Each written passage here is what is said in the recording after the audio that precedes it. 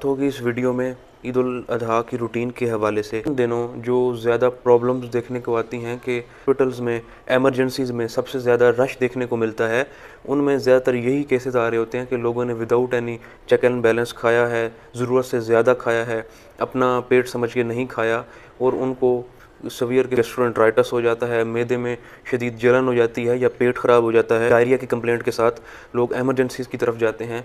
तो अगर आप कुछ बेसिक जो पैरामीटर्स हैं, खाना किस तरह खाना चाहिए, किस टाइम खाना चाहिए, ये सारी बातें इस वीडियो में डिस्कस होंगी। अगर इन प्रॉब्लम से अगर आप बचना चाहते हैं, आप इनको फेस नहीं करना चाहते, तो कुछ रूटीन जो इस वीडियो में शेयर की जाएगी आप उसको अपने माइंड में रखें कि ये प्रॉब्लम्स आपके साथ ना पेश आएँ और इनसे आप बच सकें।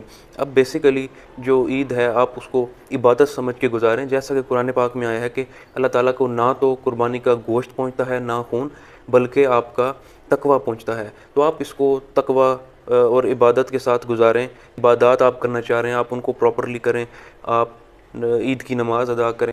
अगर आप इस दिन के तक़द्दुस का ख़्याल रखें, इबादत के साथ गुजारें और जो आपका खाना है वो भी आप चेक एंड बैलेंस के साथ खाएं।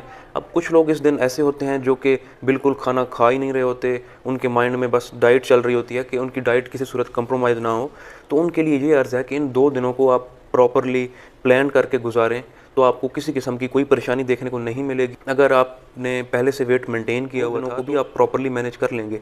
लेकिन अगर आप दूसरी किस्म के लोग हैं कि आपका वेट पहले भी मैनेज नहीं था, तो इन 2 दिनों में भी आप कुछ नहीं कर पाएंगे। इन 2 दिनों से आपका कोई वेट कम नहीं होने वाला।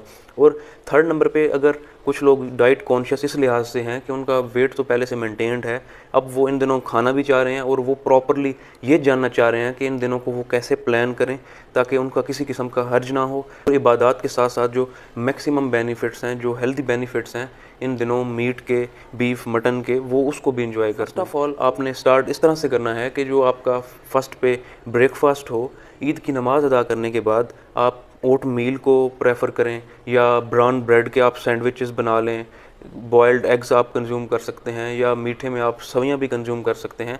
वहाँ पे मीठे में आप स्टीविया यूज़ कर लें या कोई और स्वीटनर जो आपके पास अवेलेबल है आप उसको प्रेफर करें। 2-3 घंटे बाद अगर आप कुछ और खाना चाहें आप फ्रूट्स कंज्यूम कर सकते हैं। अब कुर्बानी के बाद आप पहले 11 या 12 का टाइम अगर हो चुका है, तब तक आप एज आ स्टार्टर आप गुर्दा, कलेजी आप इनको खा सकते हैं।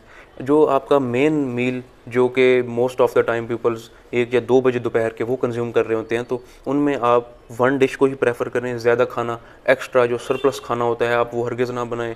आप वैसे गोश्त को फ्राई कर लें, उसको ज़्यादा रोस्ट नहीं करना, जलाना नहीं है, ताकि जो न्यूट्रिटिव वैल्यू है आप उसको भी बचा सकें। जो प्रोटीनिशियस डाइट है आपकी, जो मीट में जो मैक्सिमम प्रोटीन का फ्रेमवर्क है, आप उसको, उसके जो हेल्दी बेनिफिट्स हैं आप उसको एंजॉय कर सकें। आप राइस खाना चाह रहे हैं, पुलाव आपने बनाया है, मटन कुना बनाया है, जो भी है आप 1 मील को प्रेफर करें।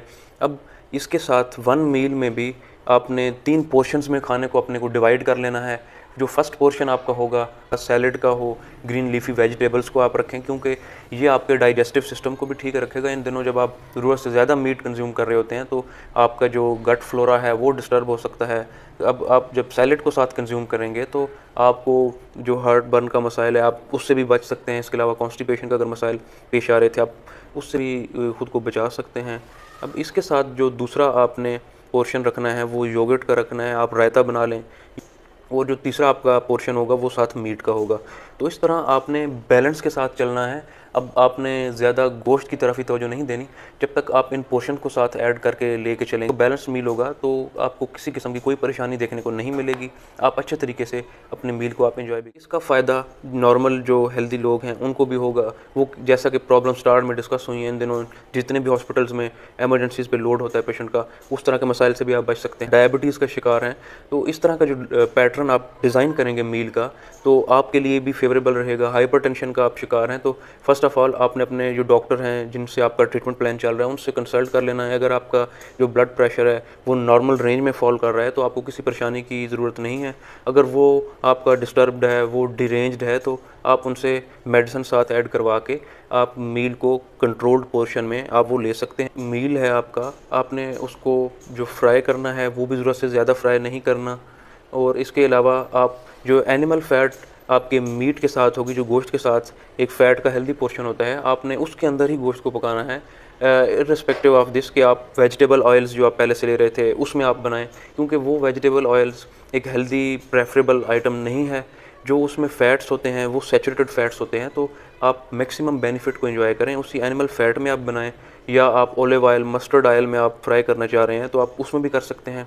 कोशिश यही करें कि ऑलिव ऑयल को आप ज़्यादा डीप फ्राई ना करें, क्योंकि जो उसके हेल्दी बेनिफिट्स होते हैं वो डीप फ्राई से ख़त्म हो जाते हैं। इसके अलावा अगर आप डेज़र्ट में साथ स्वीट में कुछ कंज्यूम करना चाहते हैं तो आप जो आलमंड फ्लोर है उसका हलवा बना सकते हैं, उसको भी आप मस्टर्ड ऑयल में बना सकते हैं या ऑलिव ऑयल में आप बना सकते हैं। तो ये भी आपके लिए एक बेनिफिशियल ऑप्शन है आपके पास, या आप सेवइयाँ कंज्यूम कर सकते हैं। अब इस तरह का जो बैलेंस मील होगा आपका, वो आपको मैदे की तदाबियत से भी बचाएगा, आपको किसी किस्म का कोई इन्फेक्शन नहीं होगा, आप डायरिया से भी बच सकते हैं। नाइट मील का टाइम आए तो उस टाइम भी इन पैरामीटर्स को आप माइंड में रखें। आप इस तरह का मील डिज़ाइन करें जिसके अंदर एक पोर्शन आपका सैलेड का हो, एक पोर्शन जो है आपका योगर्ट का हो, और साथ आप जो गोश्त है उसका एक पोर्शन रखें। अब इसके साथ आप राइस कंज्यूम कर सकते हैं, डिस्क साइज़ आप चपाती रोटी आप उसको भी प्रेफर कर सकते हैं, ना कि आप एक्स्ट्रा ज़्यादा रोटी खाने लग जाएं। और जो आपने सालन डालना है या गोश्त का आपने पोर्शन डालना है वो आप पहले से अपनी प्लेट में एक ही बार फिल कर लें जितना आपने खाना है, क्योंकि रीफ़िल के चक्कर में आप ज़रूरत से ज़्यादा खा जाएंगे और आपको बाद में मसाइल पेश आएंगे। तो आपने इसी तरह करना है कि आपका जो मीट होगा वो आपने ग्रेवी के साथ लेना है, उसका एक पोर्शन आपने पहले से ही फिल कर लेना है, रीफिल्स को आपने प्रेफर नहीं करना। अहम पहलू जो यहाँ पे डिस्कस करना बेहद ज़रूरी है कि आप ज़्यादा फिज़ी ड्रिंक्स यूज़ कर रहे होते हैं अपने मील के साथ, और लंच में डिनर में ज़्यादा फिज़ी ड्रिंक्स यूज़ कर रहे होते हैं, तो आप उससे भी इज्तनाब करें। आप जो मिंट मार्गरेटा है आप उसको प्रेफर करें, या वैसे पानी में आप लेमन डाल के और साथ स्वीटनिंग के लिए आप उसमें स्टीविया ऐड कर लें, या कोई और ऐसा जो आर्टिफिशियल स्वीटनर आपके पास अवेलेबल है आप उसमें वो ऐड करें, तो आप मज़ीद प्रॉब्लम से भी बच सकते हैं। और जो आपका बवल मोटेलिटी है इससे आपकी वो भी बेहतर रहेगी, आप कॉन्स्टिपेशन से बच सकते हैं, और फ्लैटुलेंस ब्लोटिंग इस तरह की कैफियत से भी आप बच सकते हैं। अगर आप ज़्यादा ग्रीन टी कंज्यूम करेंगे तो उसका नुकसान ये होगा कि आपका डाइजेस्टिव सिस्टम इस हिसाब से उसकी रफ्तार बढ़ जाएगी कि आपको भूख भी ज़्यादा लगेगी, और जो आपकी डाइट में ज़्यादा जो न्यूट्रिटिव वैल्यू थी आप उसको भी हासिल नहीं कर पाएंगे।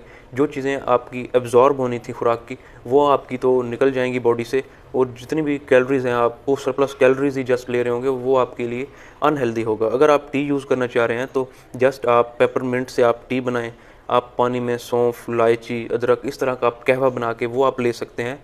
आप ब्लैक टी कंज्यूम कर सकते हैं, आप कॉफ़ी कर सकते हैं, लेकिन जो एक्सेसिवली आप ग्रीन टी बार बार पिए जा रहे होते हैं कि इससे आपका हाजमा बेहतर होगा, तो उससे आप नुकसान ही उठा रहे होते हैं। आप इस तरह अगर मील को लेके चलें तो आपका जो डाइजेस्टिव सिस्टम है वो भी किसी भी किस्म के नुकसानात से बच सकता है, और आप इस दिन के जो हेल्दी बेनिफिट्स हैं आप उनको भी इंजॉय कर सकते हैं, और आपके माइंड में ये स्ट्रेस भी नहीं होगा कि आपने ज़रूरत से ज़्यादा खा लिया है।